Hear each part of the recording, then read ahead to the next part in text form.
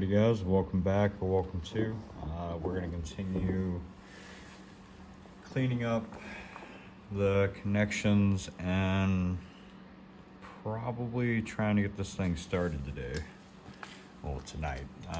Just about 9 o'clock, so hopefully we get this done kind of soon. I ain't really trying to make the neighbors mad.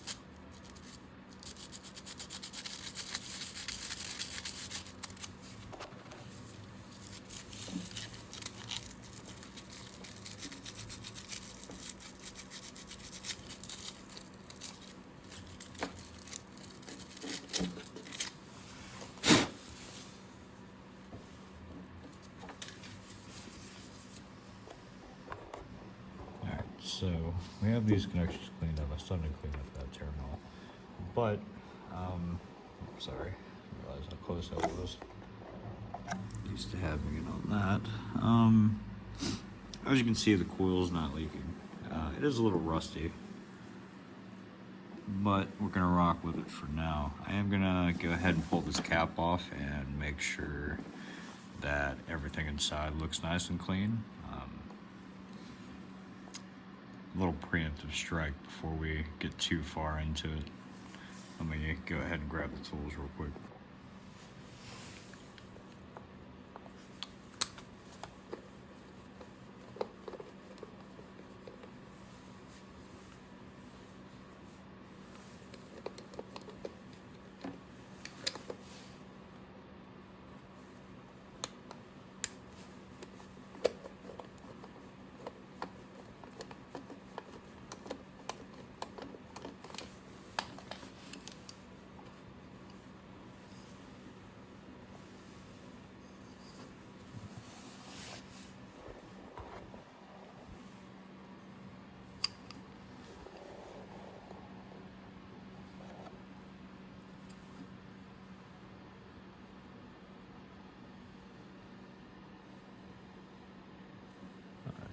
see it or not, but it actually looks pretty good.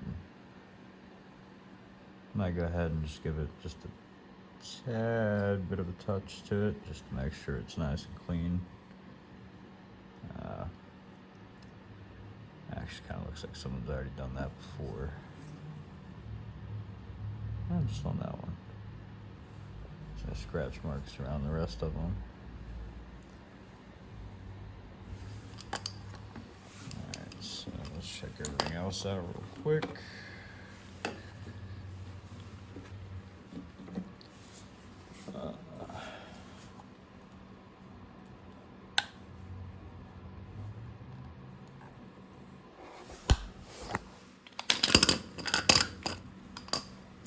Brought my light over.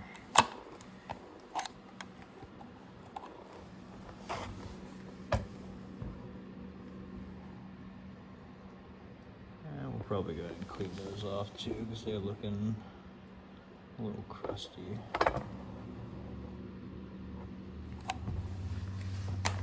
And where's the camera at? There it is. Probably gonna clean that up a little bit too.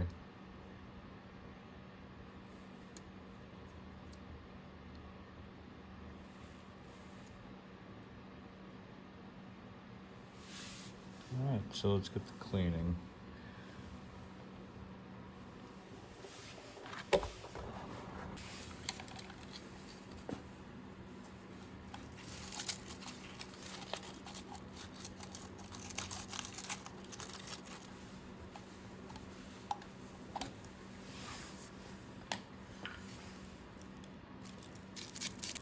See how it's now nice and clean?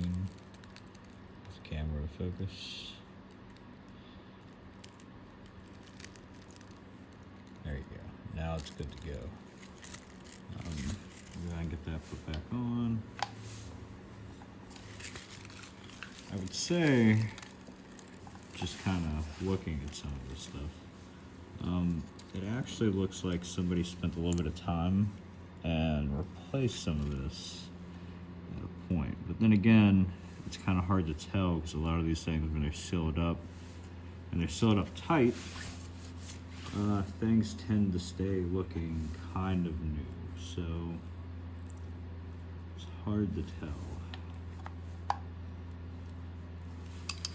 You know what? I'm probably just gonna let that rock, because it actually doesn't even look like it needs to be cleaned. I'll get the slime back up. Back on here.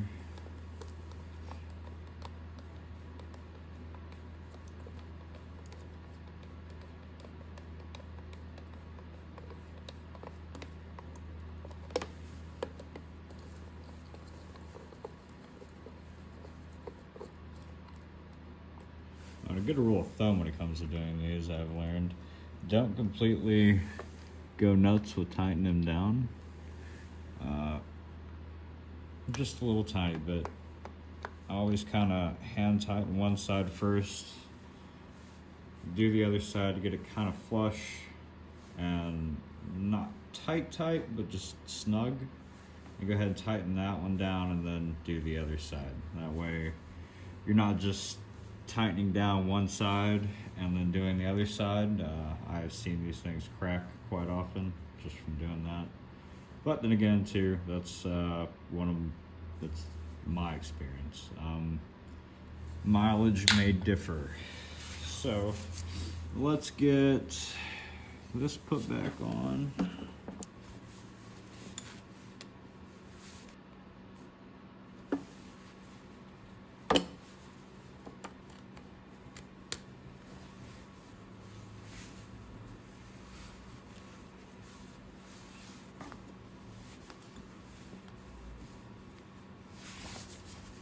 And actually, now I'm thinking about it, I forgot. I actually do have some 14 gauge. I don't know if y'all will be able to read that or not. Focus, hold on.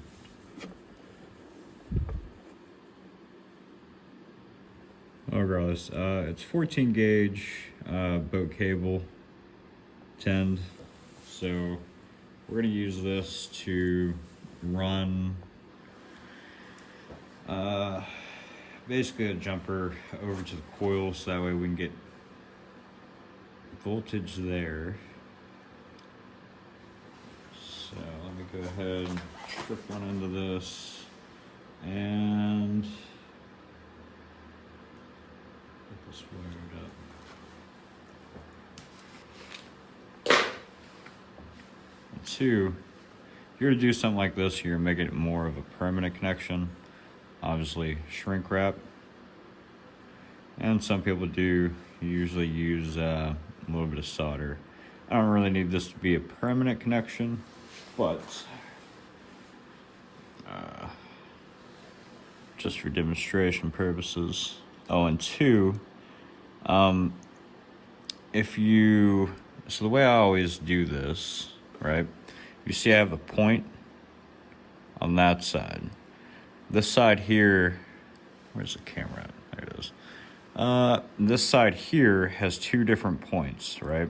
And they collapse down onto each other. If you crimp it this way, it actually spreads out more over the wires, right?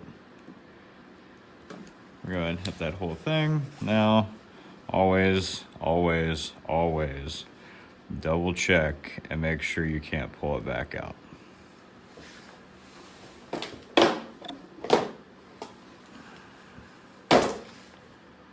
This thing is absolutely amazing. I don't know, it just always works.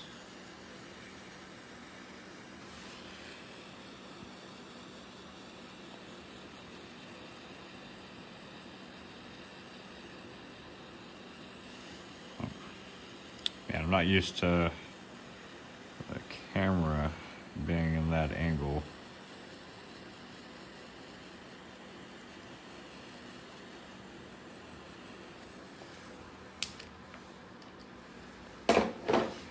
Obviously, if you were doing this to put directly onto the boat, you would make sure that this was down here. Currently, I'm not that worried about it. This is more just demonstration. So we're gonna go ahead and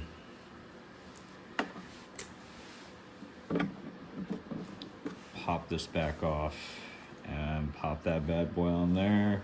I'm gonna figure out exactly how much of this I need. I don't even remember how much is sitting here, but we'll figure it out here in a second.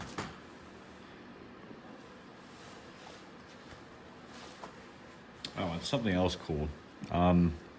If you don't get the cheap ones, which I'm not sure if this will pick it up or not,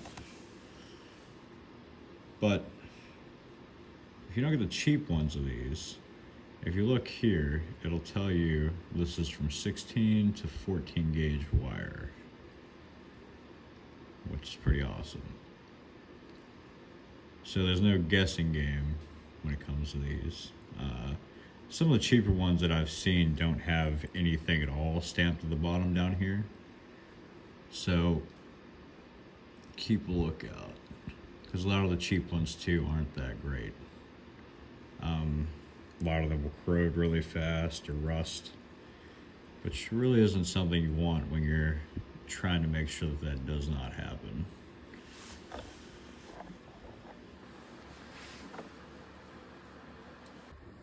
Alright, so we got this side button back up.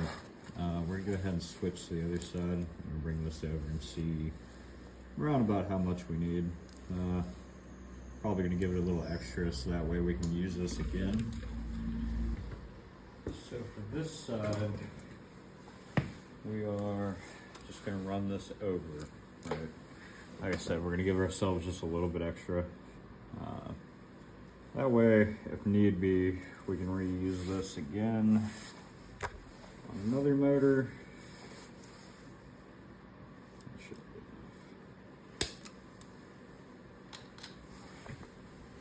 And for this side, we're gonna use one of these.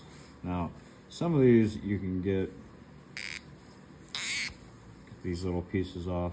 I hate these personally. Some of them come off really easy, some of them don't. If they don't, I just leave them on and melt them. But other than that, they're kind of crap.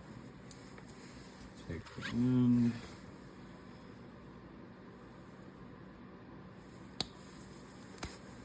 Strip it.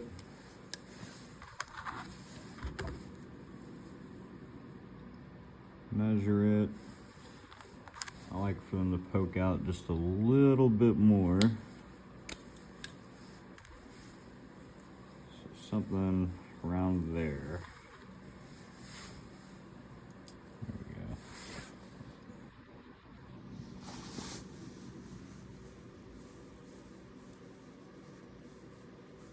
So when we put these in,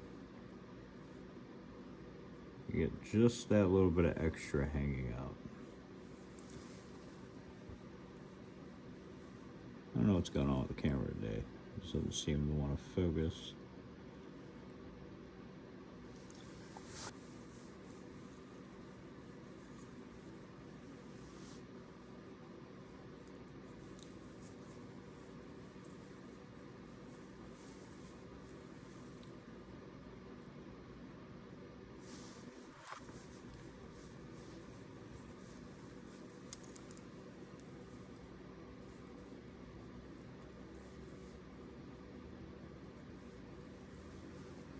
Now, this one is technically way bigger than the wire that we're using, but this terminal end fits where I need it to fit. So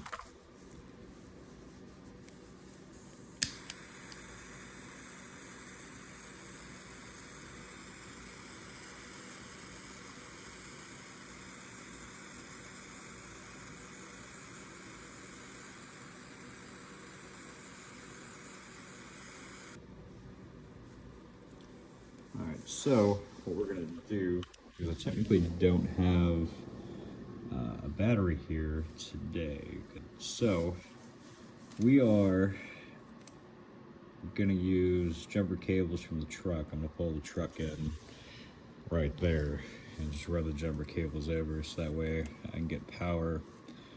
That's also why I left this little piece on. It's going to be a little bit easier for me to connect to that than it is to just try to get it onto the actual post here. So we're gonna go ahead and take that off, slide this on, probably under, just like that. That way it's out of the way. And when we connect the jumper cables, the coil will have power and everything else will have power.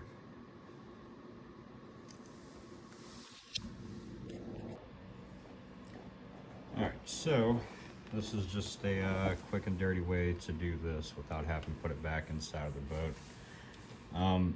This is your main coil wire. Basically, you're bypassing the key and everything. And fun fact, if you're ever out stranded and you do believe that it is a part of the ignition system and the wiring itself, you can actually just bypass it by doing the same exact thing. So keeping something like this on the boat might indeed save you a lot of headache if something ever does happen. Because the boat that this came off of actually was on its third wiring harness. And I only know that because they left the other two previous wiring harnesses inside the boat. And each one of them had all sorts of different little alterations and everything done to them. So let's go over this. We have coil wire, which currently is hot. We have the positive battery cable connected, so everything is hot. Connecting these two here together will jump the solenoid and spin the starter. The ground cable is connected back here where we cleaned off the block. Just to go over it again, that is our positive that we have going to the coil. You know, I didn't feel like pulling the whole truck inside. So Set you back down here. And we're gonna go ahead and give this a shot.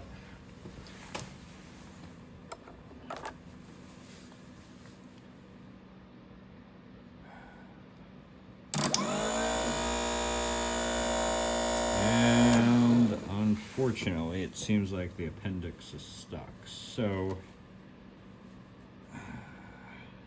let me try to smack it a couple times. Might be able to get it to come out. If not, we're gonna have to pull it out, and I might have to pull it apart, possibly.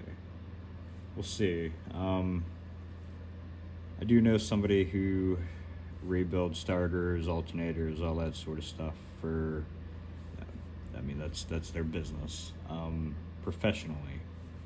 So if I take it to him, he could probably tell me what's wrong with it, or if I give them a call tomorrow, just in case. Yeah, so something else you can do sometimes when they get stuck is just sit and play with them. Sometimes it'll come out, sometimes it won't. But if it's stuck or rusted, it's never gonna come out 9 times out of 10 until you actually break it down.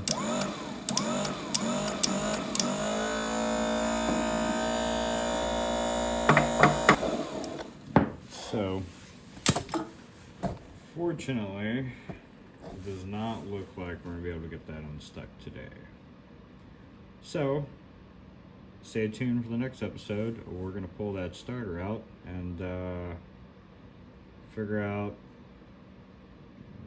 why it's not turning exactly.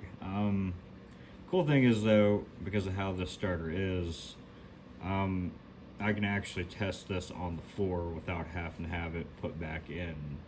So that way we know for sure that it's gonna work and everything before we put it back inside of here. I don't remember if I showed it in the video, but this thing actually does turn over.